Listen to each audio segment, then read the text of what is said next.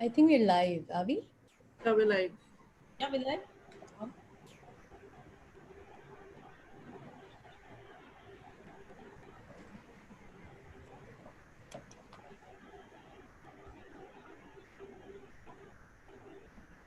I have friends messaging me saying, "Oh, we thought it was Insta Live. Where are you guys?"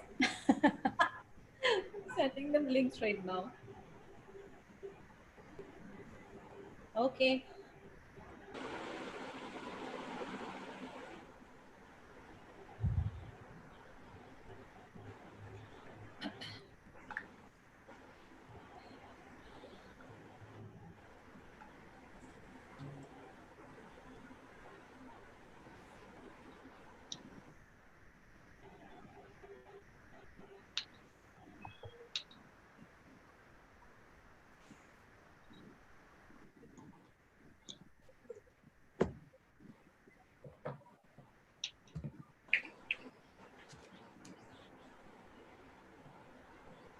Hello, everyone.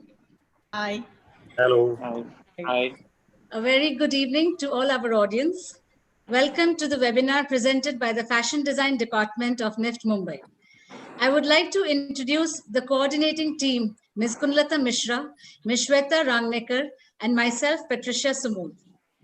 In the current times where there looms on us a global recession in huge dimensions and an uncertain future, our only job is to stand strong as a community and rebuild from where we are right now. We are going through that moment which stresses on coordinated, decisive, and innovative actions from professionals around the world in all areas. A creative response to the current pandemic is the need of the hour today in our city. Mumbai, the financial capital of India, a city that never sleeps, the playground of Bollywood, film, and theatre, is here today on its knees praying for a restart. So many unanswered questions and inhibitions in our mind. But let's not get our dreams deterred by this pause. We present this webinar on cohesiveness and sustainability as the new mantras for fashion and styling in Bollywood, in an attempt to keep you motivated, to help you plan better, and to prepare for this restart. Through this webinar, we would like to throw some light onto one of the most coveted professionals of our time and place, film and television. It will discuss the challenges posed post-COVID-19 for the film industry today and propose newer concepts and ideas for the future. There has arisen a need to respond and rework on the crisis that we have fallen in. There are talks about sustainability, upcycling, recycling, and many more. If observed closely, sustainability may be an easy concept to adapt when we talk about brands and commercial garment businesses. Films and televisions are very different and need to be addressed differently in these aspects. To give us newer insights and perspectives, we have in our midst an expert panel who are forerunners in the field of costume designing and styling for film and television. Who best to deliver today's session than professionals who have worked on films like Guzarish, Bose, Manto, Bala, Queen, PK, Shanghai, and many more. We welcome celebrated costume designers and stylists as our panelists this evening. Ms. Manoshi Nath, Ms. Rushi Sharma, Mr. Shivang Kapoor, and Mr. Sheetal Sharma. They are pioneers in costume designing and styling and award winners in the same field as well. We are honored to have them with us for this webinar. We also cordially invite and welcome our moderator, Ms. Nilakshi Singh. Ms. Singh is not a small name in the film industry. Having started with Yashraj Films, Nilakshi worked for their in-house label, Diwani. She takes up individual projects for celebrities like Ranvijay, Malaika Arora, and Sonakshi Raj. Her interest soon moved towards branding and PR, where she had her stint as brand manager with Amadeus and Poster Gully. She regularly interacts through her blog, Plump to Pretty, and produces content that are body positive. Currently, she is a freelance consultant, an adjunct lecturer, and an expert faculty with institutes such as ours. Keeping her profile in mind, we unanimously agreed upon having her as a moderator for this session. We are sure she will create an interesting panel discussion on cohesiveness and sustainability. Once again, a very warm welcome to our expert panelist, our dear audience, and here's over to you, Nilakshi. Thank you, ma'am. That was a very, very kind introduction. A very good evening to everyone present here. And I cannot thank you enough for taking out the time to, come and sit here with and enjoy this webinar. So this is our first step, our very first webinar into the new reality. Now, all that we know about that Bollywood makes dream comes alive. It creates images which remain etched in our minds of how our actor looked or acted like. Now, Bollywood has never failed to lose its charm with its audience, and we are hoping that after the pandemic, it will continue to do so. We are also, now what we are looking at your screen, guys, you are looking at an exceptionally talented and a very good looking expert panel. We will be talking about cohesiveness and sustainability, the new mantras for fashion and styling in Bollywood. We have with us today the leading costume designers and stylists to discuss the aspects of rebuilding and merging the earlier concepts of old and new, and to give an insight on the nuances of styling. Here's my little attempt to introduce their very large body of work. First up, Mr. Shivang Kapoor, an alumnus from the fashion department of the NIFT Mumbai. He has always been in love with costumes and theatre. His filmography proves the fact. He started his career by assisting Sabyasachi Mukherjee for Guzarish. He has been on projects like Bose, Simran, Azhar, to name a very few. He won an award for his best costume designing for the web series Bose. His forte lies in the research of the character and then represents the essence through the designing and styling. Welcome, Shivang. It is so great to have you on board. Thank you so much, Nilakshi. Next, it's a pleasure to be here. I'm so glad.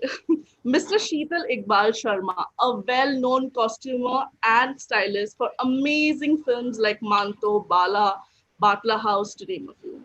I would also like to add a mention here that the film Manto not only he had like the best costume, but also won the Filmfare Award for that. Mr. Sharma is known for the ace study of character when it comes to his research for costumes. He meticulously makes sure that he studies and builds, the concept beautifully. The screen, now, I really can't thank you, enough, Sheetal, for gracing us with your presence. Oh How do you feel? Thank you, Lakshi. Thank you for this beautiful introduction. Now, next is team of speakers are this dynamic duo that I am a complete fan of, Ms. Rushi Sharma and Manoshi Nath, both true professionals in heart and non-stop passionate about working. Rushi and Manoshi have always worked together on some breathtaking projects. I mean, to name a few, we have Queen, PK, Byomkesh Bakshi. I mean, the list is endless. And they have always, credited and they have won the best awards for the best costume designs for movies like Oye Lucky Oye, PK, and Shanghai. It's their quirkiness which makes them one of the most sought after teams in costumes and films. Thank you so much, Rushi and Manushi, for agreeing to be part of this webinar.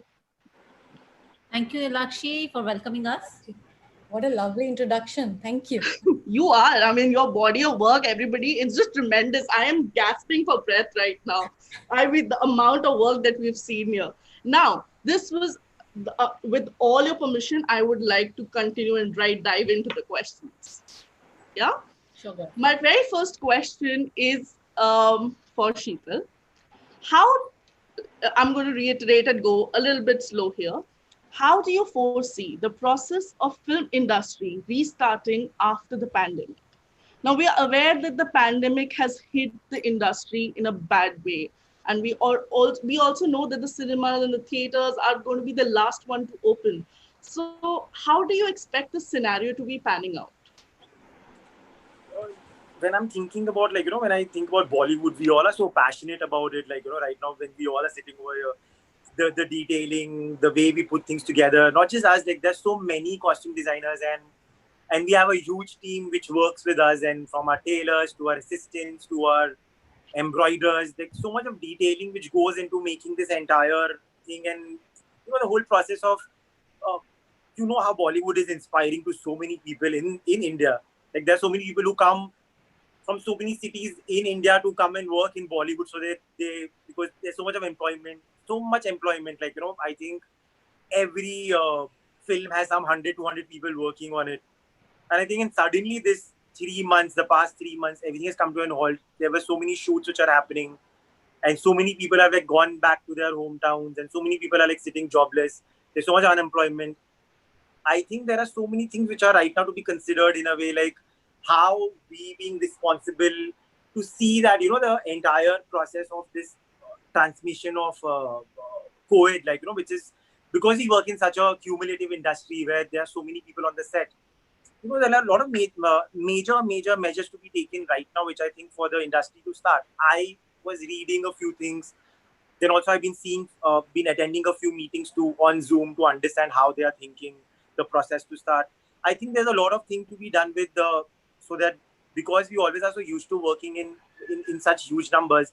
I think the best way to do this is like to divide those numbers, like to make it like a shift based thing, that a first unit comes, starts the prep of the characters, to start dressing them up and getting the infectant done to the entire set and the costumes, and then after certain X amount of time, the other unit comes in and then takes it from there, where the handing over the stuff is happening, like where the things are taken back to in considering, and like cleaning, keeping them safely.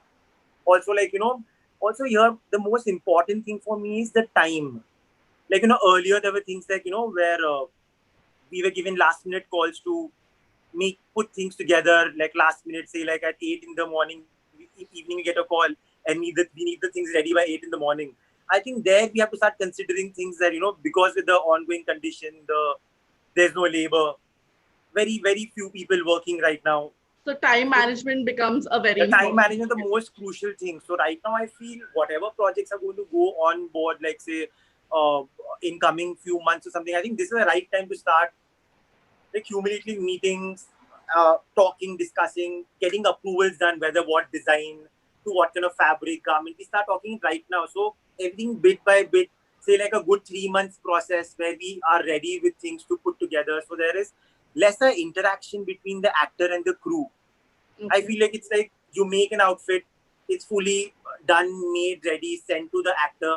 He gets ready, comes to the set, and we start shooting. I think that's the best way to kind of. Earlier, we used to have like 6 people standing in the vanity, dressing up an actor, and then all the last minute pressure and stress. I think that's where we have to kind of go a little stress free right now with everything, because also it's the time to rebuild your immunity and to kind of like utilize this time to kind of like rethink and become a little more human in considering the things which were so haywire.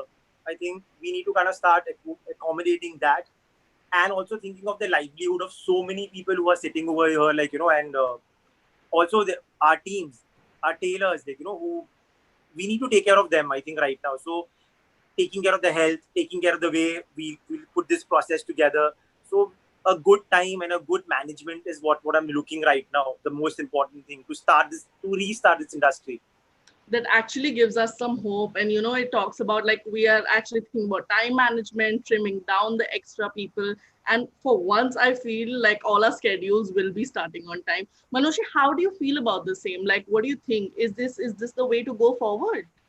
Do you feel the same way? Nilakshi, I completely agree with Sheetal that as of now, what we need to think about is the number of people who are out of work right now, and the need of the hour is to start work. But again, a lot of protocols have to be in place, and a lot of guidelines have to be set, not just for the team, but from the producer, the director, and the people who are financing the project. Because as you mentioned, there is this whole thing of a last minute demand cannot happen anymore. You have to keep into account that there is every time things are moving from one hand to the other, or before a costume comes to the set, one of the most important things to keep in mind is an isolation time to be given, and a little more organized time to be given so that everybody can follow the safety measures.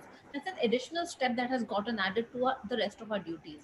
So a protocol that has to be set not just for teams and not just for our fabrication units, but a protocol to be set for the expectations that producers, financiers, and directors are setting, so that we can all start with it. Because eventually, as you asked, in the theaters, when films are going to go, eventually they have to profit in that scenario.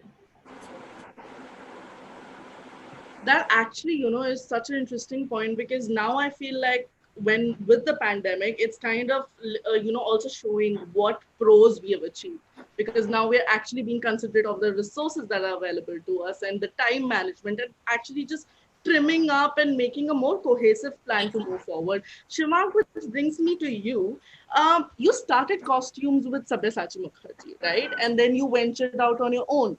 Now, from designing to Rajkumar Rao to Amitabh Bachchan, when we are looking at the changed future for fashion now, post this whole pandemic and the post-COVID era, how do you think, like, how do you reimagine what would be like the actor's take, and how would you reimagine them in the film costume? Is there any particular tip that you would want to take out from the future and put it to use now? Do you think that is something that we can reminiscence of, like the olden times, and put to use right now in the current situation? I thank you, Nilakshi, for the question. What I feel is, I'll just, how we work is when we are designing a look for a film, for any actor or something, we make certain portions of that look, certain things we buy off the rack, or sometimes we make everything from scratch. I think now post this pandemic, when we go back to work, we have a lot of moral responsibility of getting things in place, organizing things, and reworking how we've been working all this while. I think my major focus would be on either building costumes from completely scratch from the fabric stage, or reusing what we already have accumulated over the years, and now creating because a lot of people are dependent on the costume industry. This includes our tailors, our fabric vendors, embroiderers, dyers. We have people who make special accessories for us, people who make shoes for us. These people have been sitting out for work now for some months. Even if when we now start prepping for films and stuff, they'll again be, even if we start next month, they'll again, by the time the work goes to them, it will be another month or so when they start making something for us. So it's very important for us to generate employment for us, so that they can these people earn their livelihoods, and also maybe getting more fair in terms of the wages that they receive and the kind of trading that happens between vendors and us. And also, when you're creating clothes, there's an opportunity for when you're doing something from scratch, you always can put things into place. When from the sustainability point of view, you can use fabrics which are eco-friendly, you can put practices which are not damaging to the environment, you can do things which are more friendly and ethical for everyone. Other thing is recycling and upcycling of what we have already had. Now, we've always worked with rentals, but that is one thing. When you travel across the globe, there are so many thrift stores. In India, we don't have any such concepts. True. I think it's high time we have some thrift stores. Uh, so much of stock is lying into production godowns in our industry, which lies there for years until and unless they, start perishing on their own, and then they're just discarded and thrown off. It's so sad. Yeah, I mean, they have a lot of reasons for it. Sometimes they keep it for intellectual property rights. Sometimes certain production houses hold it for exclusivity. Some people don't have enough systems to put these things back into order again. But however, like in the last 4 5 years, a lot of smaller production houses, a lot of new production houses have started opening doors of the godowns. They either encourage costume designers to use what is already there and, sort of recycle, upcycle.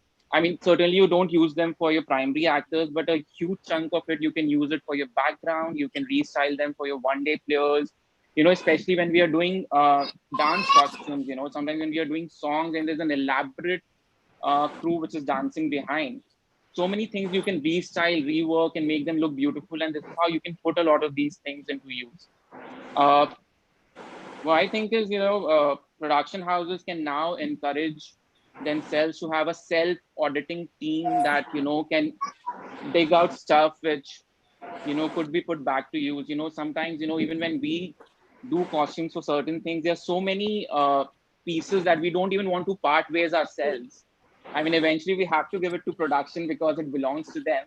There's so many things which are like collectibles. There's things which are rare, which you would have bought at some vintage store or a thrift store, or like some place where, sometimes we even use things from our own personal wardrobes. On both, I've used my grandfather's shawls. I've gone to places where I could pick up like these really vintage specs, watches, shoes. So, all of these things, when they're just tagged into a patty and gone and forgotten for, is not fair. I think we need to put these practices back into use. Coming to actors, I think with the kind of cinema that we've been making in the last 6, 7 years, I think our scripts have evolved to a certain level where we are making a lot of biopics more than ever before. We are doing roles which are very realistic. We are making films which are based in small towns and with rural areas and stuff, which are very real. And actors have embraced the fact that they want to look very, very real. They want to sort of connect with a common man who would put themselves into the shoes of their characters and live through the film probably. So they want to repeat clothes. They ask us to do now, like, do capsule collections. They don't want multiple options. So I think that way there's a lot of change that is coming in terms of actors' perspective also towards So we are how things should actually, change. yeah, so we are actually seeing the change, not only I just think now it's going to be in a big way because now there's going to be a lot of constraints in the time, in the budgets and stuff. So, we'll have to work with new strategies. I mean, having said that, every film is very different. So, depending on yeah. the script, not all principles will apply to every film, but we can always restructure and readapt and make things work around it. This actually, that is such a interesting insight to, what you actually guys do and what the process that you go through. And obviously there's a lot of waste generated, but you raise such a fair point of the whole sustainability, which actually brings me to you, Rushi. I have this question for you, which, so, when we are talking about sustainability, we talk about planet and how it has to be environmentally friendly. I feel like for the major part, we forget about the very important aspects of the profit and the people. So, how is it that, post this whole pandemic, or the COVID era, I would say it's an era because it's brought about like a monumental shift here. How do you think that will happen? Like, is there any particular way that you feel that, all our people are treated fairly? The environment doesn't have so much of damage, and the people also considerably, even us, like the whole costumers and stylists and everybody, makes a profit out of it. Is that a possibility? Daniel, actually, that's such a great question for a time like this in the post-COVID world, hopefully post soon. And sustainability is on top of our minds. And, this is such a great question because there are three pillars of sustainability, people, planet, and the profit. And however, people are talking a lot about the planet, but the people is the most important thing actually, and especially in the costume department.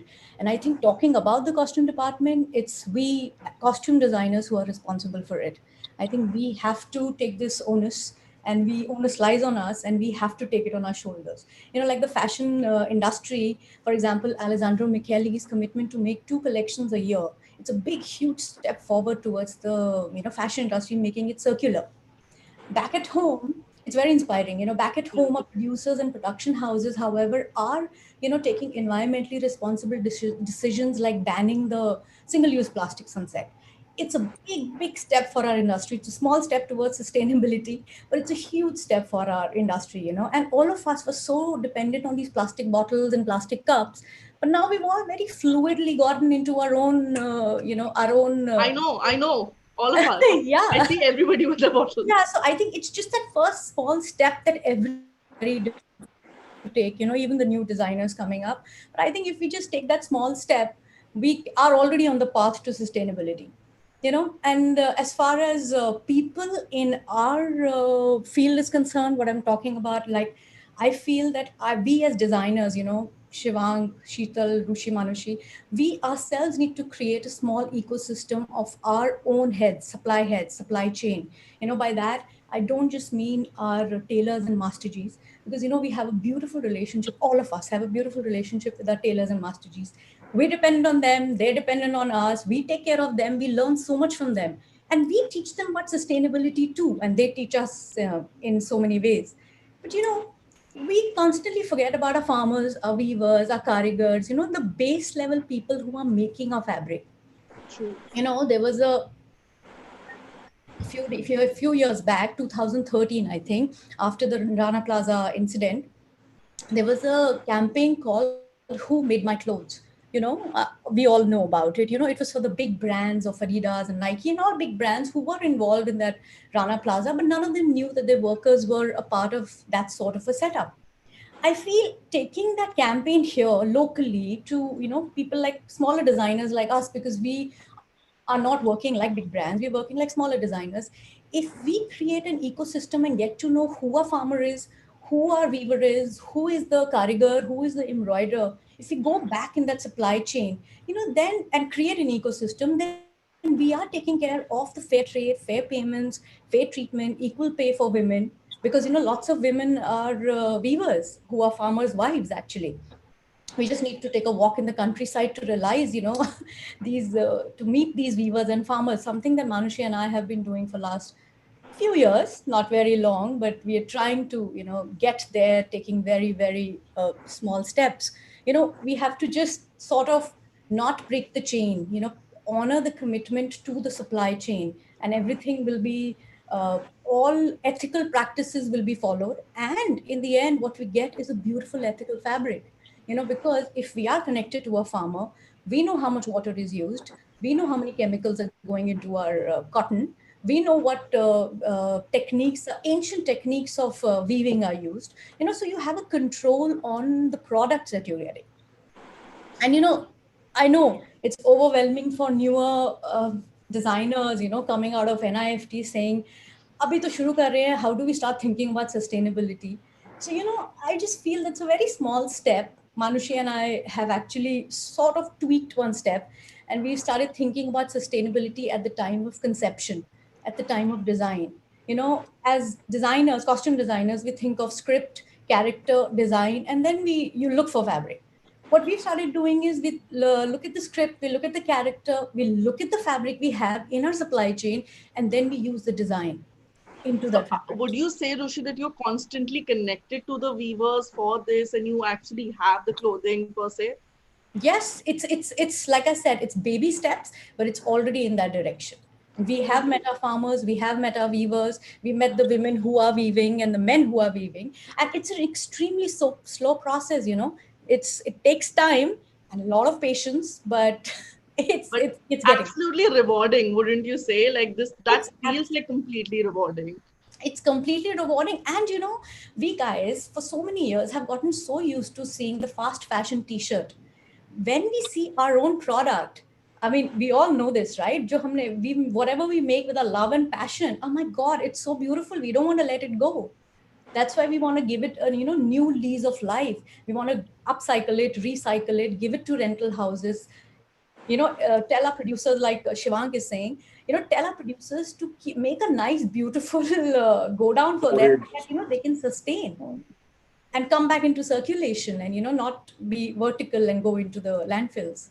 Totally, totally. And you raised this very beautiful point of how Niftians per se, we can give that example of how they're feeling ki yaar abhi to start kar rahe hain, you're talking about sustainability and how easily you can imbibe that. Which I have this question for Manushi here, like you guys are known for bringing your quirkiness to the costumes, right? Now we do not have the kind of what do you call, if a student, this is from a student's perspective, and I'm tweaking the question a little bit. If you're looking at their perspective and their aesthetic is not very sustainable, how do you still manage to achieve that quirkiness of the character and imbibe your taste or have your extra sort of touch? Like, I know when I look at your costumes, I know that Rushi and Manushi have done this. So how do I bring that onto the table with the characters in the film? So, Nilakshi, as Rushi is saying here, that uh, it has to start at the point of conception, at the point that you start thinking. That is the point at which at the point of designing, that you start thinking, how do I make all my steps as sustainable as possible? I'll give you a very small example. We are doing a particular film with Vidya Balan, and there is a requirement of particular kind of t-shirts that we needed to use in that film. And uh, since we are in that loop of talking to people and figuring out the kind of places, one is of course you make your own thing and print your own thing, which also may have some suppliers. But what we found was a particular t-shirt brand called One for Blue. And what was brilliant about this t-shirt brand is that they are making t-shirts out of recycled plastic bottles that they have taken off from the ocean. So it's basically ocean based. Now, does it change the way I am designing my character? I have not been untrue to the character. The t-shirts have a particular kind of insignia on it, which is perfect for the character. But instead of my going to, let us say, increasingly we have reduced going to Zara and H&M as far as possible. Absolutely fast fashion. Um, we're trying to stay away from that. So instead of going to, let us see, those brands, even if you go to Indian brands, like more local cheaper brands, budget is obviously always an issue. So let's say a cheaper brand like a Pantaloons or West Side, if I can just plan a little differently and change the way of from where, which are the kind of suppliers I will work with. One of the things that Lucy and I do constantly is to because again, the minute you work with weavers, sometimes you don't have the timelines to source fabric from them or buy their stock material. But what you can try and do is source places like Khadi Gramodyog, for example. So just giving examples here, it is of course at the point at which you conceive your design. At that point of time, you also have to keep in mind what are the kind of options I may be able to explore, so that my fabrication and my sourcing comes from more sustainable or more ethical places. So it has to go hand in hand. And I think one of the biggest things that NIFT itself is doing is to get sustainability as part of a compulsory curriculum to be taught to the students. I think That's such an important point, and absolutely something that we can take up in the institutions and teach. Circling back to Sheetal, there is a question that has been ringing on my mind quite a little time now. So we saw your take on rebooting the costumes, okay? But there is this shift globally that is happening now. Sustainability and the talk about it has been knocking our doors forever. I feel like it's been doing the rounds and it's trying to get in. And I feel like with this whole pandemic coming in, suddenly the masses are agreeing to the idea of it. So how do you feel, like how would you think the process of acceptance of sustainability by the masses would be more? How do you see that panning out in the future, even for the masses and the films and so forth? Yeah, what you saying, Nilakshi, is so correct. I'm been seeing a lot of people getting more conscious about, like, we again, because I've been discussing. So there are people I'm talking of, some very aware producers are like, like, how do we kind of, like, cope up with this and make this as a most eco-friendly way of building a character, or building the entire set, with the most eco-friendly ways. So I just feel that the entire consciousness is good right now. And also, yeah, the pandemic, like, has made people so health conscious and to be aware that, okay, you need to be there and do something good for your world. But I'm thinking again, like, in the way, like what you said, I think somewhere it's a whole responsibility that, see, we are very few. Like, maybe there are quite a few designers who would be thinking of sustainability from the time they start. Like, like how Manushri Ushi, they said, like, they start their designing from thinking the organic ways to kind of build. But there are very few who would think like that. Like, there are maximum who go to these high street brands and pick things from Zara because it's so last minute, you can finish things or whatever. But I think somewhere these bigger brands, when they start, like India, Bangladesh, so many countries who they call it a third world, where maximum things come from manufacturing. I think there's so much of local textile and local design, I think if these big brands involve those local designs, and because they have so much of I can say like money or to pump in a lot of things to kind of build it in a more cohesive manner, like to make it look more viable and more interesting. I think these big brands have to get a little more aware, where they can start involving these smaller developing countries where they give in mass production, where they pick some like sector of like, maybe the manufacturing of cotton, the purest cotton comes from India, that's what they say. So where we can, involve these farmers to get these things made, and you can have like Zara can have a collection of the best organic cotton, which I don't see, or even Forever 21 or whatever brands I've been saying, like which you can just go and shop. I feel again like the fact that somewhere our industry has also made a certain thing, like the appearance. It has to be such a thing that that every time an actor comes out, or every time there are comments like, "Arey, but you have worn this before. Arey, this is like what you had worn last season." I feel that's where something which we need to kind of get a little more aware. Yeah. I think it's, if you go like 2 decades back or 3 decades back, our parents and all, they used to have these, okay, these are the wedding clothes, some 2-3 saris or a suit, a black suit a dad would always wear. I think that was such a easy, basic way of living. Maybe like, a sari would be 5,000 rupees in 1980s. Right now, the sari might be costing you 55,000. But I'm saying that the way they used to store it, they used to reuse it. They never had those apprehensions. Okay, I've worn this in last wedding, so my relative will point out. I think somewhere we as designers and stylists, somewhere we have to kind of also dig into the actors' wardrobes, where they buy such beautiful, expensive outfits and they wear it once. And then they have the social stigma of, I can't wear it again because it'll be in the magazines and everywhere saying that before and now. Like, so I think those things we need to, their repeat value has to come in, and we as designer stylists can also style them in a very interesting way. Maybe an actor doesn't want to wear a beautiful, say like a Givenchy gown. Maybe they have just worn it once. Maybe we as stylists can take that and restructure it and do something more interesting, put some embroidery, throw a jacket on it, make some interesting vibe and present it. I think that's something what we should look forward to for the sustainability in our field also. Like, it's a, because I see a lot of irresponsibility happening.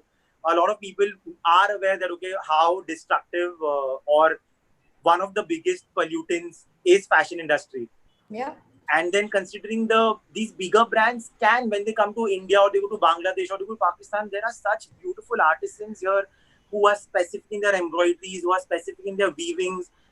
I think inculcate those and then form into a bigger scale would be such a beautiful thing. I think we all would love to uh, wear those clothes. Even we buy one piece, which might be slightly expensive as compared to a jacket which you get for some 800 bucks, and we keep buying every third week. There's a new collection in these brands, and then when you walk in, you're always so confused. Where is the jacket one I'd seen last time? And it just keeps changing. I think there's so much of mass bulk production, which is such a waste. And also the youth is so conscious about. I find it very funny that the people, because there's an airport look, which of course we stylists and designers put that on people and make it, oh, there's an airport look. And then I see normal people want to dress up to go to the airport. They go to brands and shop one day before that. Tomorrow I'm traveling to London, so I want to have a new wardrobe for my. I think it's so, somewhere it is so unconscious and irrelevant to kind of like do that just to look good. And I think that's somewhere we all need to get more conscious and start thinking that, okay, maybe we spend little extra money to buy something good, and then maybe reuse it in different way. Maybe you wore it once in some wedding, and maybe because we are designer stylists, we have the liberty to make cut, chop, add something to it and make it more interesting.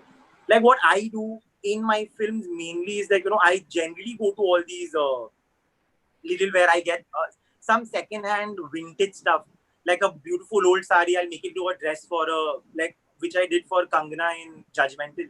All her clothes were old vintage saris made into beautiful skirts or tops or jackets and things like that, which again was so cheap for me. Like the budgets were so little, and I didn't understand how to utilize that budget to make the film look good. So the best way was that, where I could enter these beautiful old markets and pick up these old vintage stuff and make it into look. I think it was pretty appreciated the way her look was in the film. Yeah, and I think that was that was something which was more interesting for me to kind of think. I think a lot of us have that capability to think, and I feel over here productions have to kind of get a little more organized so that we get that kind of time to put things together interestingly.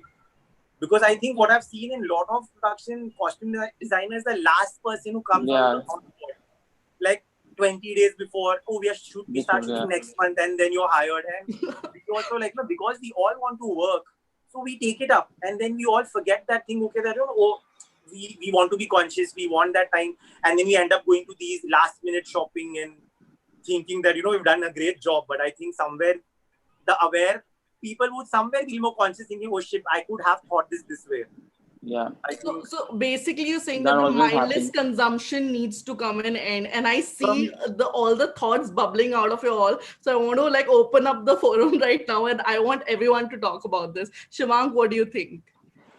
I think, first of all, I like to give a message to the young designers, like, who feel that being sustainable and like, it's not easy because they're just out of college and they need to do something quick. I think what Rushi Manushi said is very relevant that, if we go to the roots where things are actually coming out from a loom and a weave, I think what they need to do is nowadays, so much information is available everywhere over the internet. There's so many blogs to write about weavers, places that you can store sustainable fabrics. You can give it to certain villagers who are looking for work and stuff. So, there's a lot of information available online right now. And this is a tech savvy generation. So I think if they just indulge a little more and give a little more time to these organic practices and not just look at the, the editorial images that they most of the time they're browsing through and Pinterest and stuff, they rather like do a little bit of research about, what is available in which part of a country, how they can make a difference. I think if you have enough knowledge of where to source, what to source from, then even at with a little lesser time frame, whom to make that phone call to and where to get something from or where to go and get things. This happens when you're a little less aware and okay, now you know you have very little time left, so just go to a mall and pick up from. So I think So also, in that case, Shivank, if you have these last deadline projects that you have to take up because everybody wants to work and you still don't want to let go, how can you still be sustainable in that area? Any thoughts about that, guys? I think like what Sheetal said, like recycling a few things which we already have, like, redesigning an outfit, existing outfit, and giving it a new look completely. That is what, a stylist can do. You can always reimagine certain portions of the look and like recreate them. Maybe like how he said, if it's a gown, maybe you can use the skirt portion separately and the top portion separately and do looks. It's just about how much more you're involved with the craft. So I think that ways we can make a lot of difference about uh, bringing about a more change in how our practices have been so far. Absolutely. So I have this this question's been on, and now when we are the unlocking is beginning, and we are getting back to work, this question's been on my mind. And Manoshi and Rushi, this is for you. So you have in the past, you must have been able to recycle the outfits between recent projects, but how do you feel about the whole process now, like when you because everybody's holding the item, everybody's making sure that okay, one man is just there holding the costume for the actor, it's going through so many people. So how does it affect the sanitization process? How do we still maintain that distance and still get the work done and still have the the fittings in place? I feel like just think about is getting me fidgety. So how do you think, is there a probable solution to that, guys? Uh, Nilakshi, one of the things that we need to, the two things out here when we talk about sanitization. One is how much, uh, one is point of contact. How many times does a garment get into contact with how many people, and how does one ensure that it stays clean between processes? And the other thing that one needs to figure is what is the guideline by WHO, or what are the what are the various medical centers for disease control and prevention, what are these kind of organizations saying? So according to HO, the likelihood of contracting the virus from your clothes is very low. In fact, there's practically no evidence that the virus can actually survive in clothing. It can only be transmitted through respiratory droplets.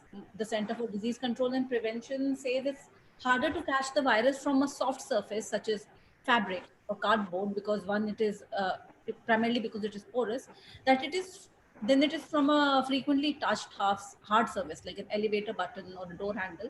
They will hold the virus for longer, while fabric or cardboard might not.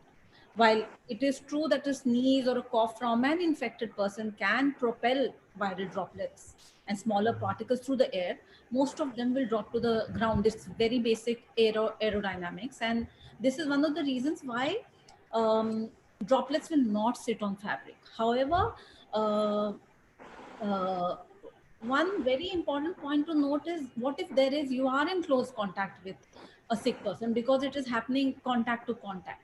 At this point of time, one has to follow the norms, which means we need to figure out what are the points of contact for us. And it's not just about protecting the actor, it is also about protecting all our teams, whether it be the fabricators, whether it be our dressmen, whether it be our team. So we, if we are just quietly think about the points of contact, there are just so many. We are sourcing from stores for raw material or for ready to wear. We're shopping online, so then there is a delivery staff, and then there is a security staff which receives it, and then you take it from there. Then after this stage, there is fabrication and finishing, which means there are tailors, embroiderers, dyers, dry cleaners. From that, it comes to the point of storage, aging, cataloging. There are dressmen involved in it, there are seamsters involved in it, there is a aging unit. And after you have that finished garment, you will go into a look test. Before that, you may want to do a re-laundry and then do the look test. Once the look test happens, there's again a set of alterations, going to the uh, tailor, and then storing for the shoot. Many assistants involved. Getting the actor ready on set, attending to the actor on set, and maintaining continuity on stage. Set, shoot finishes, there's a daily storage and a cleaning. All this process, if you think, there are multiple people at every stage handling it. So of course you have to go with your hand sanitizer, your gloves, your masks, and your plastic shields, face shields. All these have to be placed in place. It has to be made available to the people. It has to be frequently washed, frequently changed, and not just for the ministry, for everybody. One of the things that Rushi and I had received, these are protocols and guidelines being set by producers and studios internationally now. One of the things that was suggested, two of the things actually. One was minimizing the number of team, the amount of team that is going to work in your team. And the second was having separate units. So a separate unit altogether for shopping, and then they do a handover, and then there's a separate team which is only for setup and the shoot. So those two teams are not really interacting except at a place, a safe place which is sanitized and all that. So another thing that you can think of is doing frequent laundry, and then storage and segregated bags. One of the very big things that becomes a problem is when you're storing your things at the end of the shoot day. There are many clothes that go onto the hangers, and they're all touching each other with various actors. So one has to see how to segregate these kind of sections so that there is minimal contact to contact between garments also. It's not always possible to re-launder every day. So one of the things that is a norm for Ruchi and me is that we do a 50% vodka and a 50% water mix, and it's sprayed on to all garments at the end of the day. It gets rid of the smell, and it also refreshes the garment.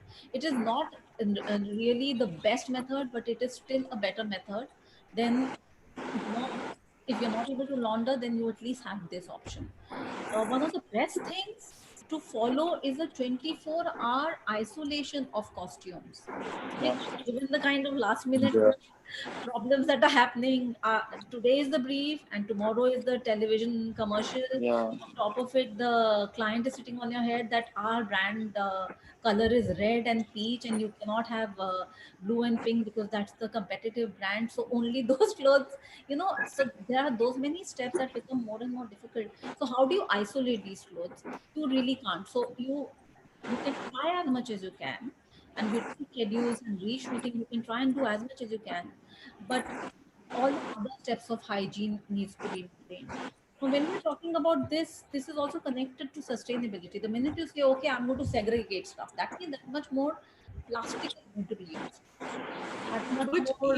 yeah, Manushi, like just interrupting you here a little bit. So, all of these careful steps that are being taken, and this is possibly to everybody of you. How do you think, like, doesn't this increase the production cost, and doesn't it increase the number of the days? So, it wouldn't, like the whole sanitization aspect just take a couple of more days added to the whole schedule? How do you feel about that? I mean, I feel like it's going to extend for a much more longer time.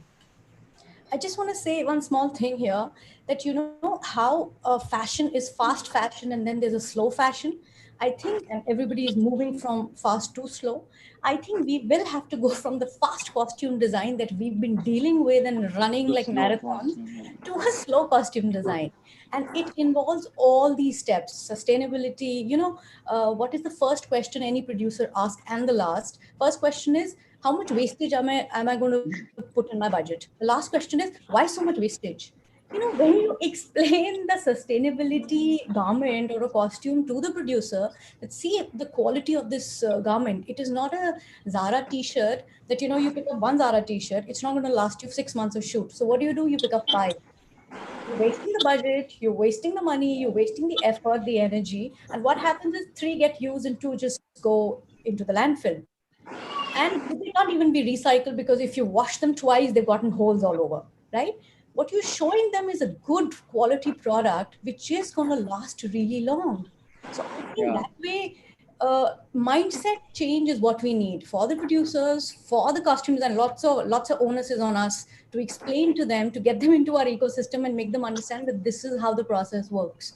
So give us time, slow So down. Yeah. also, like, I feel like now, maybe because we're appreciating the whole slow process, we will have a Yeah. lot more films which will be like, we won't have as many releases as we have now. We'll have a small number of films, and they'll be thoroughly appreciated for the whole talent that's happening, the acting, the direction. Because now I don't think we all remember the fact अब कौन सी movie release हुई थी, कौन सी हम भूल चुके, so Yeah. I feel We've like been that forgotten. will, how do you feel about that, Shivank? I feel like, do you think we'll savor this much more? I think it will refine the industry even further. I think then amendments will happen at the script level, that the best of ideas will be produced, and only films which have great potential tomorrow when they're released are going to be made. A lot of films are made in Bollywood every year. Some of them don't get released because something happened in between. Producers had a fall off with the director or something, or certain films don't do well because they were made in a rush. They were made like, they started a month into pre-production and they went into the close, and nobody had enough time to make the film look good, or even like the actors did not have the time to prep, or like what corrections could have happened at script level were not made and stuff. So I think time will definitely refine the kind of movies that we see. It will make a lot of quality product than quantities that we've been witnessing of late. So That's actually pretty interesting. So I think all my questions are done. We're coming to the most interesting segment, which is the students, and the chat section is absolutely buzzing. So I'm going to ask you all the questions one by one. The very first one we have here is from Anushri, is from Khushbu Singh. She asks, costume design also involves a lot of accessories as well, especially for period movies with all the armors and other stuff. How does how sustainability can be involved in that aspect? Would you like to take this, Manoshi? Um, Khushbu, in fact, one of the films that Rushi and I have done is Thugs of Hindustan, and this is a film with extreme amount of um, armor and a huge amount of jewelry as well. With jewelry, thankfully, what has happened is uh, the producer there with Yashraj. Yashraj has a very cohesive system of how they stock their stuff, and almost everything that goes into their godowns gets used up in next shoot and release.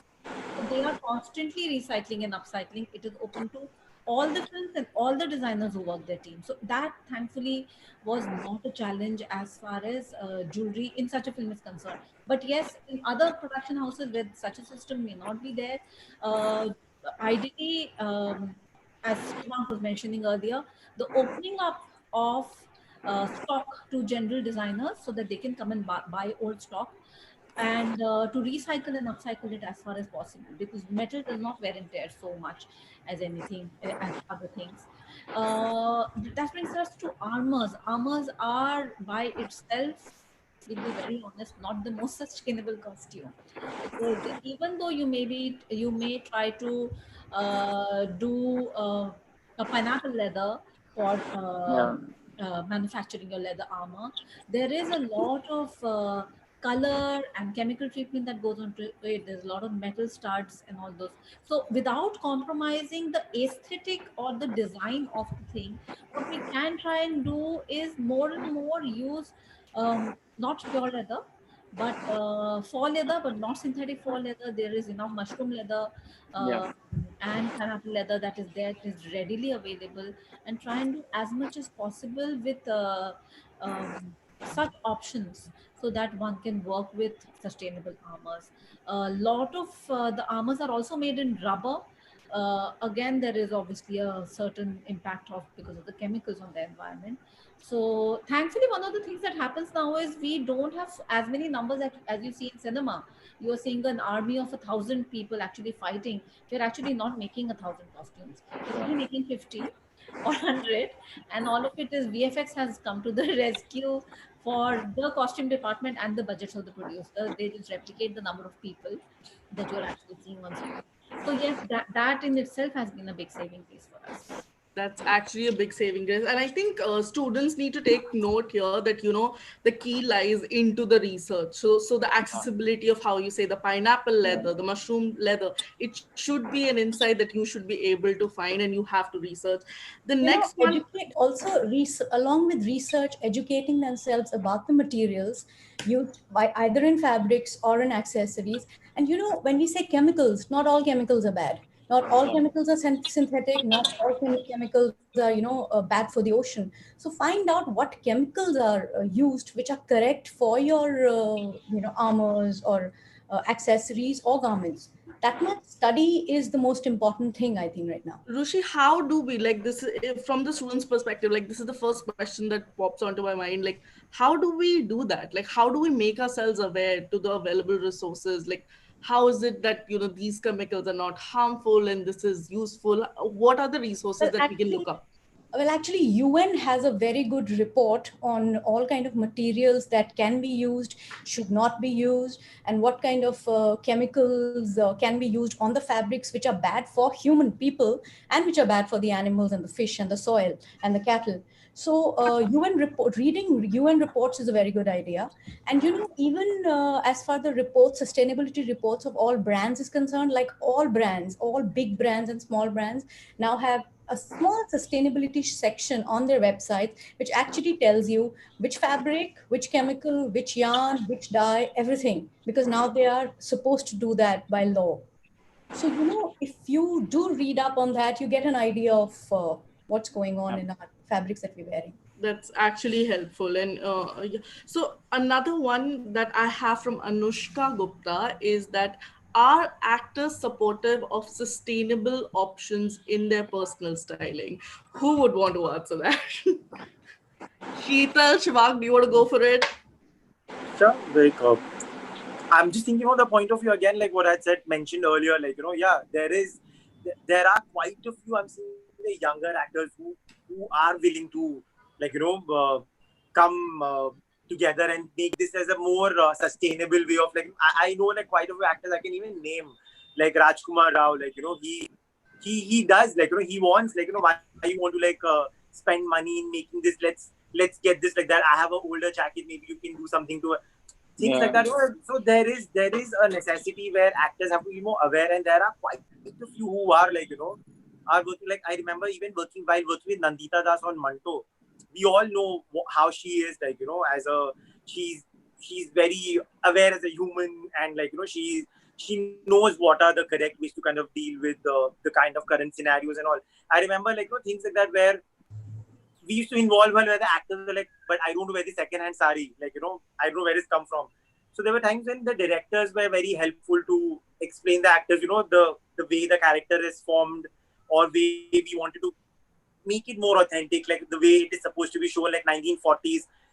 There's a little texture what I required. Why khadi? Why an older sari from somebody whom I borrowed? So these, where it'll be nice that even I'm talking about the. I won't just say that the actors, but where also like the director, the producer, everybody Yeah. should be in this together to kind of like make it a little more. Of course, the producers will save a lot of money if they can do this kind of things, and I think if the directors are like aware of, like we can explain the directors the way these things can help in building his character. So it'll be easier if the director producer are on place, and then we explain to the actor that why we are doing this. And I think this will be an easy way to convince them. And I think with this current thing, I think people are so aware and they want to do these things. Great. So Shivang, would you want to add to that? I think what Sheetal said, actors have become very open, like in terms of accepting ideas, and like, a lot of times, like how he said, they're open to use pieces from their own wardrobes and like get things on board. So, I think with that kind of a scenario, actors are becoming more and more cautious of what should be done, and less and less practice should be done. There's a major shift now between, if you see songs in the 90s and the early 2000s, actors used to have like 5 to 10 changes in a song. Now those kind of demands are not there. They're like, one or two at the max. Like, Thankfully. that makes sense. Yeah. And if you look at it, when you can invest in that one outfit and make it so iconic instead of working on 10 different outfits. And, you waste so many resources of the producer, of exploiting so many things which will lie in a waste, because, sometimes we make so many options and eventually what you see on screen is like maybe a 40% of it, because half of it, or even like sometimes. So, with demands getting more regulated, I think we are controlling a lot of wastage in terms of resources. So there is this very interesting question by Harsheen. It says, is there an association exclusively for costume designers? Is there a possibility of making set guidelines by Film Association to make green cinema? How do you feel about that, guys? And I know there is something by the producers in place, but would you want to elaborate? Is there an association? Would you, and adding my own question to that, would you all, if you were to share the resources, would you be open to that idea?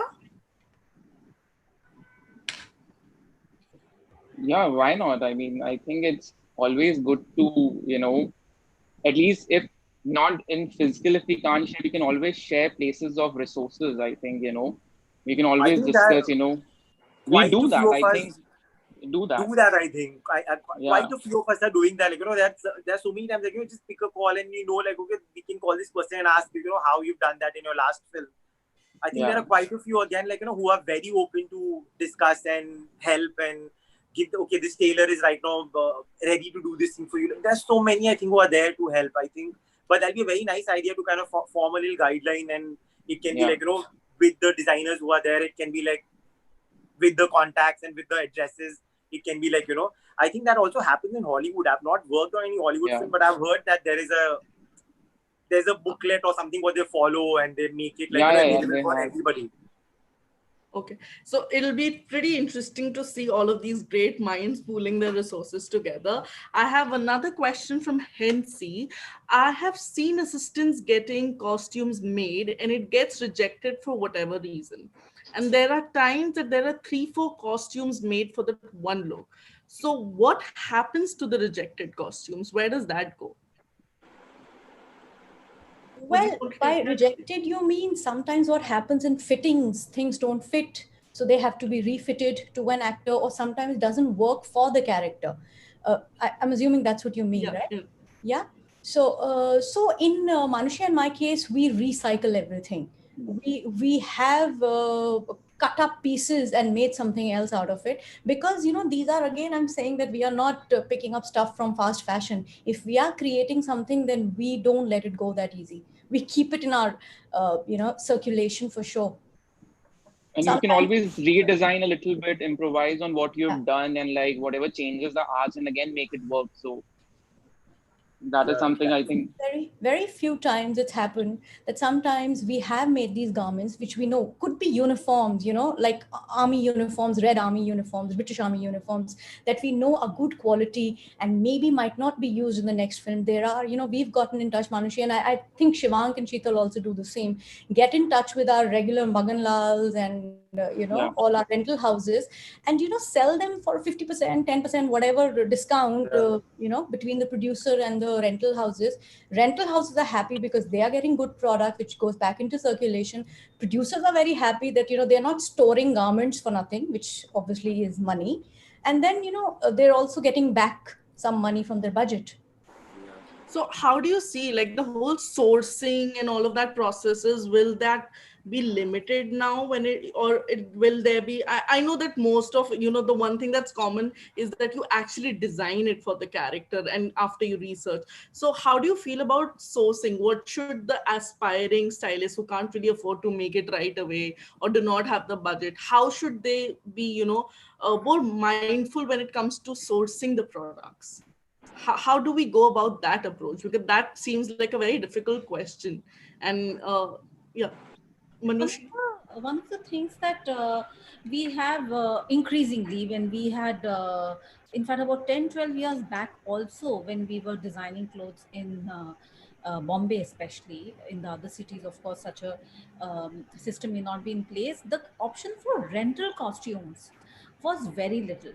Now you have many such yeah. suppliers, whether it is rental jewelry or rental costumes, and then every category. It is just everyday ready to wear. It is bridal. It's wedding. It is Western parties, any kind of. So there are many such suppliers.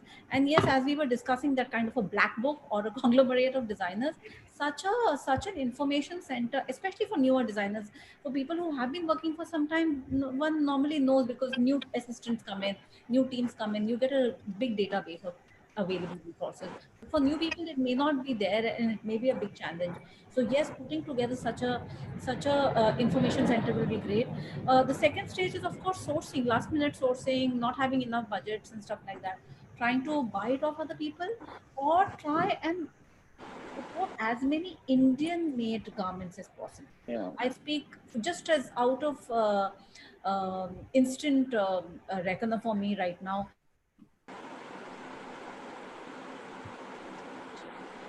I think Textiles we've range every lost. year. They're great designs.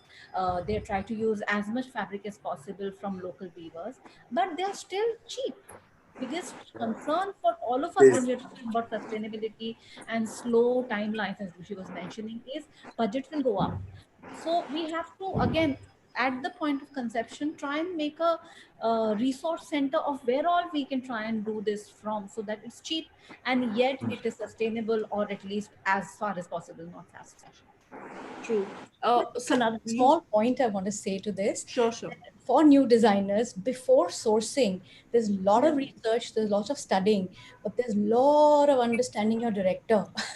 you know Yeah. Ask a million questions before you head to the market, that what does your director want, and then only step out.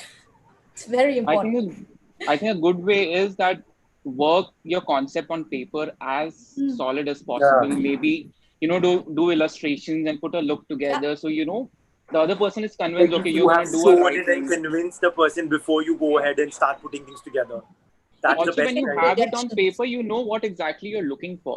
You're not in the market and then buying five things and doing something once you get back.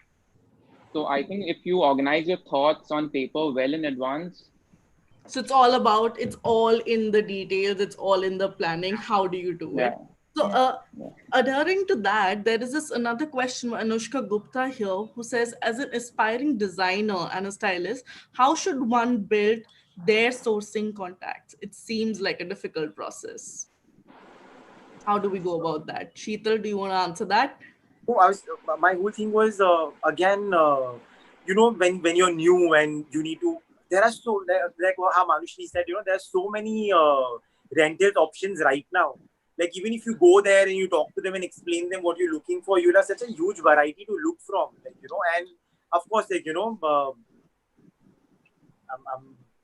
I'm forgetting the what I was just like in between. How important it is, like, the whole idea of how you can get to the contacts and how you can build your contacts and support each other. Yeah, so like, like, of course there are so many, like, they all have their whole thing of, like, calling up another, like, an alumni from the college and talking to them, like, and who are already in this field. That'd be one way to go, like, ahead. Or maybe if you just Google it and ask your rental options in around Bombay, you'll get a huge list to kind of like look into, and you go and talk to them personally. I think that's the way you build contacts, like, talking and making them understand. Maybe if you're not able to afford, maybe there are certain ways to kind of bargain it and get in a little cheaper rate. I think we all do that to kind of get the things in the best of the things for the best of the prices. I think that's where I think I think if you all want to add something to it, but I think it's about Googling it and finding what is around your project. Andheri, Bandra is filled with such kind of places where you can just go in and... I'm just going to share something from my college days. We had this assignments in a certain semester where every week, towards the weekend, we were supposed to go to one part of Bombay and explore that place and, come back with a report and fabric swatches of what is available in which part of Bombay. I think that exercise a little more extensively put, you'll know so much more. And, that book, everybody went to different areas, and when we came back, we presented it to the whole class. So everybody had an information of what was available in which area. So it's just that you have to go out and keep looking for things. In our classes now, Shivang. That is actually a useful exercise. Great idea, yeah. And our industry is very small. It's a very tiny industry. We're all linked. We're all connected. We all end up using similar sources. You do one film and you're set. And your vendors turn out to be so helpful always. Like, probably you buy silk from somebody and then you have requirement for cotton. This one will just like run a few calls to you. So and you're the more you go and explore, and you're sorted. Basically, a good attitude, research skills, and the willingness to work wins it all. First step. Okay. So what people from the outside one cannot make out, because there's so many. We are all designers, we are all artists, so people think that it would not be. They all competitive. Actually, it's the other way around. There is so much work in the market. There's so much work in the market that every one designer can't do everything. So you actually go to a film and you're actually busy in another film. You instantly say, "Arey, why don't you talk to these designers?" The camaraderie that our industry has is immense. The kind of friendship that we have with Shivang. There are so many films where we have gone and said, "Shivang, Sheetal, these are the people." And not just these two people. There are many of them. There is a huge camaraderie, and this camaraderie doesn't start with us. It starts actually at the very basic level of the junior most assistants who have been classmates of each other, who join this profession and they share notes. So it is not such a difficult line. It is a really easy and a very friendly profession. Yeah, I think that's a myth that we need to get rid of. Like, how mean is the fashion industry? No. You can evidently see it here, guys. Also, I have a request to all the students, sending in their questions. You can directly address it to any of your speakers here. We are here to take it. I'd like to know in depth who are you, asking it to. So another one here we have is from, oh my God, we are filled with questions. We again have Hensi, why new people in styling and designing industry don't get paid work? Also, a lot of people have said to me, since you are not from Bombay, we are not looking forward to take you. We'll think about it later. Why is that a major issue? A lot of student-centric questions. How do you feel about that? I'm not from Bombay. I was not from Bombay. Now I am here, but I was never from Bombay. I think same as for Rushi Manushi. So I think that's just a myth. That's just a myth. If you just try out, I can't say that because I am from Bombay. Oh, sorry. but I'm sure, Sheetal, you must have had the same struggles for like how every business has. It's not different for anybody. You have to work hard. I see the best. What you just said is correct. Like, to sustain in this industry, you have to be the best at what you do, because that's your last film will be counted in your next project. Yeah. And that's how it is. How you were on the set, how you were with people on the set, that matters a lot. I think the attitude towards other people, the way you have that quick responsibility to put things together correctly, helping your producers and the directors especially, because I've worked with so many fresh directors and it's so much to learn from them. There are times when we create such an interesting rapport that that maybe they want to work with us again. Things like that, it's all about building a rapport and having like a happy And atmosphere around. once you work hard, you get recommendations. I mean, people who have seen your Exactly. work, they will recommend you for future projects. So The if assistant you're directors honest will to be your directors. craft, yeah. So it's really just again coming back to the basics and being honest to your craft here. We have another question which says, as the designers and stylists are working to adapt to sustainable practices and training their team members as well, how can you be insured in the case of costume suppliers? Is there anything that you can tell them, or you can enable them to do so? What do you think about that, Rushi and Manushi? Absolutely. We totally believe in, supporting the supply chain. And in turn, obviously, they are the ones who are making the fabrics for us. And if we, do create an ecosystem, do create a family with them, then we are constantly aware of how they're making the fabrics. And then we can, control. Like simply when we deal with our master and tailors, they are the last part of our chain and we are very closely connected to them. We tell them what threads to use and fabrics to use, and we give them the fabrics, we give them the buttons, we give them everything. There's a control there. And slowly and steadily we have taught our masteries about sustainability, and of course in turn they've taught us a lot. So if we are in touch with these people, if we are aware of our complete supply chain and supply heads, I think then we can control the quality. That's actually pretty insightful. We'll be just taking three more questions and then I will relieve you all. You must be tired of speaking. So we have another question which says, what do designers and stylists like you look for freshers entering the industry, especially if someone is not from such a background of education? Would you want to take that, Shivank? I think we're looking for people, first of all, if they not have a background, that's fine, but they should have love for movies. That is one. They should be very hardworking. They should be very, very research oriented. I mean, at least most of the work that we all do requires a lot of research. So people who are okay to, research, explore, and like are hardworking and have love for movies, anybody can always come up and like approach us, and we are very happy to have them. Anything additional you would want to add, Manushi? I want to add here one of the things that that we Rushi and I constantly teach our team who joins us. New people, we welcome new people. In fact, we are very keen to intern people with us all the time, because it's a happy environment we feel that we create for our teams. One of the things that we feel very strongly is that the team that works with us, most of the people who work in our team are people who are not necessarily from educated backgrounds or from schools. They are people who are very, very good at their craft. The only thing that they lack is that they can't speak English in a lot of times. And the attitude with which we treat them, I think that is one thing that is very important for us, because for us, all of them are actually artists. They are not really just a laborer or whatever. And even if they are doing work which you feel may not be something that you want to do because it's physically very strenuous, so to have the right kind of attitude dealing with these people, with that kind of staff, this particular staff, because it's without a support team and a support staff, we can't survive even one day. And it is best to, as Rushi used the word, treat it as a family. And when you treat it as a family, and in a family you're nice to everybody, you try and be nice to everybody, that is a quality that we like, or we would like people to imbibe.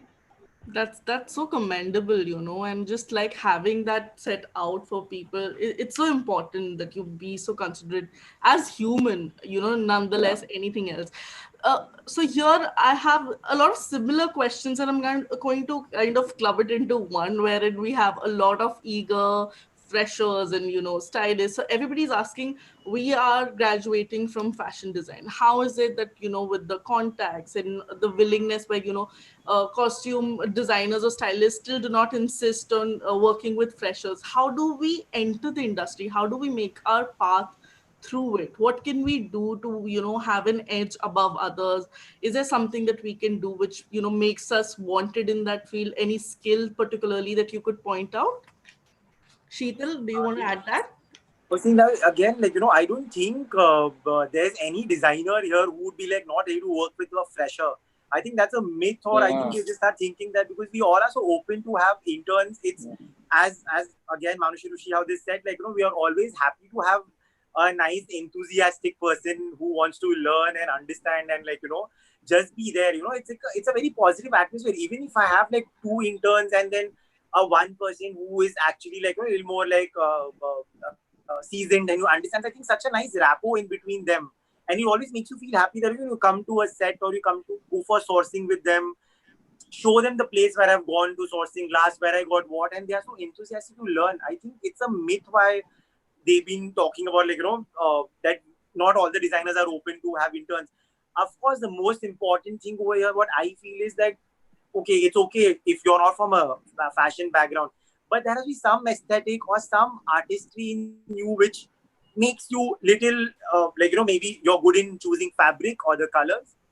If you're not good in designing, but maybe you're good in sketching, but you don't know how to sketch an outfit or a design, but maybe like a person knows how to sketch it. So if I explain and he's sketching it or she's sketching it, I think these kind of things the talents, basically you don't have to be from a fashion background at all.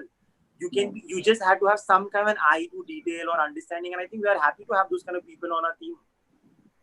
And we have had assistants who have come from varied backgrounds, somebody who studied commerce and come here, but they always had that knack for films, they had that knack for clothes, and with little time they learned the craft, and the good thing was they were very responsible people. So any job or responsibility that was given to them, they handled it. One thing I just add over here, because it was in my last film I worked with an MBA, like a business management graduate, and it was the first time she was working. But it was and she was so enthusiastic. The best part about her was she handled every account of mine so beautifully, from every single bill to be put together. That's And the most important thing. things like that. I'm just saying, so everyone has some talent and we can execute them in some way, That's actually so beautiful. And just to give a little hint, after the whole pandemic is over, how many do you have your team in place, or do we still have place for our Niftians to join you guys? Is there an opening that we can announce? Yes. Perfect. So you guys, there's always a space. There is always an opening. Yeah. Perfect. So my last question for the day is from Devjaya. When we hear sustainability, the first thing which comes to mind is expensive, even for the common person. So how do you think we can change that narrative? Because it's been going on for a while. So, and we know like cotton is the least, what we would say, in the parameter, and there are so many fabrics available, but instantly the idea is, oh, ye to mehenga hai. How do we tackle and go about that? How would you want to what is the way out there? Manusha, would you answer that? As we were discussing earlier, places like Khadi Gram Udyog, for example, or the cottage emporiums, or for that matter, second-hand sustainability is not just about working with a weaver and seeing to it that it comes from the grassroots level. It is also about recycling, upcycling. It is also about seeing that something doesn't go into the landfill. It is also about seeing that people in your team get paid their rightful wages. All these are legs of sustainability. Like for example, that one for blue t-shirt is not a very expensive t-shirt. It's just a 700 bucks t-shirt. It's about finding out the right options which can fit into your budget. We were doing a film called Jayesh Bhai Jordar, where almost everything was supposed to be off the looms and from weavers. So Rushi and I did not go to a store to buy those things. We actually went to Gujarat and worked with the weavers and got those fabrics. They all have stock. So, and since we were buying so much and we were supporting them, they also work around your budgets and they try and figure out solutions for you. It is about, as we said and we've established, it is having the right thought in place, the right planning in place, and to start at the point. So, yes, things are expensive, but there are also more viable options available. We just Yeah. need to find them. Perfect. No, it's So like what? going back to our, sorry, can I just say something? No, no, absolutely, Rushi, please. Is going back to like I think Sheetal had mentioned, how our parents have bought one small thing and that's lasted them a lifetime. It's just the mindset that you're not buying a T-shirt to just throw it away in but a month's time. It's about buying something and keeping with you for long, and it's going to be timeless. Creating something, telling them that you're buying something that's timeless. That's not just for 2 months of the season. Absolutely. So, while we bring an end to this session, what would be each one of you your quick tip for the students here and our graduates for 2020? What is your quick tip? Sheetal, let's start with you. The quick tip is this only, like, where whatever you've been doing right now in your college, however your projects have been, I think to take, I think whatever works in this, if you all are interested in joining Bollywood, I think the best part is detailing. If you kind of like start understanding detailings and putting it together in a very interesting way in your presentations or in your the grassroots level, where you start sketching, putting things and explaining it, I think that's where the entire thing lies. Everything lies in the detailing. I think that's where all the young students should like be aware that okay, as much as detailing, it can be more interesting. Perfect. Shivank? More or less the same thing what Sheetal said. Work on detailing, work very extensively on your sourcings, on your finding out new places, go around markets. I mean, you might not buy something, but just go visit, see things, see what's happening in the surroundings. There's so much to read, how things can become better, and like what are the new practices going to be. See how you can adapt yourself. This industry is a lot about adaptability. There have been times when we, have probably given up on sleep or certain comforts and stuff. So it's just the need of the hour. It's not a regular retail or a corporate industry where you have certain fixed timings and certain. So always be open to a little adaptability. I think that's very important when you're working in films. Perfect. Give up on sleep. That is my takeaway from this. Manu? No, not necessarily, but when the need be. Okay. Manushi and Rushi, any last words for our kids?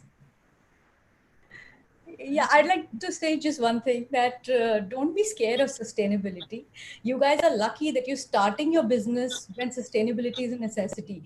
We guys had to unlearn everything that we learned and Yeah. start afresh. So we are double working. You guys are lucky. You just have to take a one small step and you're already on the path. So that's it for me. Perfect. And it is so, in conclusion, it is not easy to survive in the industry, and now it is a learned fact. But the challenges, the problems that we've discussed today, you've given us a beautiful insight. And I do not want to say bye and continue this forever, but you're going to hate me. So I'm going to hand it over to Kundalata ma'am for the word of thanks. And thank you, guys. Thank you, audience, for being so interactive. It was Thank you so much. absolutely amazing. Thank you. You were Thank you, amazing. Nilakshi. You were Thank you. superb. Lovely Yeah. questions. Yeah. Thank you, Nilakshi. Thanks, Nilakshi. Meenakshi. Good evening to all. The essence of all beautiful art is gratitude. On this note, I take the opportunity to put my appreciation into words. On behalf of our director, sir, NIFT Mumbai, the officers, and the faculty of Fashion Design Department, I would like to extend our thankfulness to our eminent speakers and moderator for this enlightening session. Nilakshi, thank you for helping us with this beautiful session. And like your persona, you added a vibrant touch and enthusiasm to the webinar. Manushi and Rushi, we have always loved your work and we love getting to know the nuances and the wonderful thoughts you shared. Mr. Sheetal, the points you mentioned, the audience will always remember and feel inspired. For Shivank, it is a homecoming. We are grateful to you for always being there, Shivank, and sharing your experiences that gives us hope to all the aspiring designer and stylist here. And would also like to thank our media partner, Textile Value Chain, Ms. Jigna Shah, the founder, who accepted us, our webinar, to be a part of this trade media. A special mention for our IT team, Mr. Nitin Salve, to translate our vision into a smooth webinar. Lastly, without a wonderful audience, this would not have been a success. We are overwhelmed seeing your wonderful response and the series of question and answers which happen. This webinar has been very informative to all of us. So many of us had not looked at the challenges, opportunities, and possibilities in this field of costumes for Bollywood industry. The way our moderator and panelists presented it. Bollywood, one of the biggest entertainment industry, we want to see it growing each day. Though this pandemic has hit it hard, but I'm sure that after this is over, we are all going to put our minds together and emerge into a new future in all our works in life. We'll be focusing on what been told, the key points, the sustainable timeless pieces, strictly following on the safety guidelines and sanitization process. So at this point, I would like to thank one and all once again for making this event a success. Thank you. Stay safe, stay healthy. Thank you. Thank you. Thank you so much. Thank you. Bye. Bye. Bye bye.